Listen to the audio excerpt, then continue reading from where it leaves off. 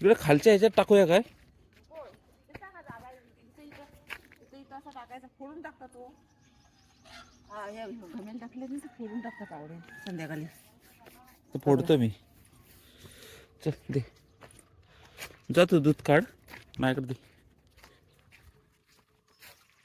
बराच झाला या, नंतर ह्याच्यात शेतात टाकून देऊ. याय त्याला ताण लागले. हो. पाणी पाजते ना मम्मी. ओम बरी झाली चांगली भेटली. हा एवढा पिकलेला का? बियाला हा बियाला चांगला असेल.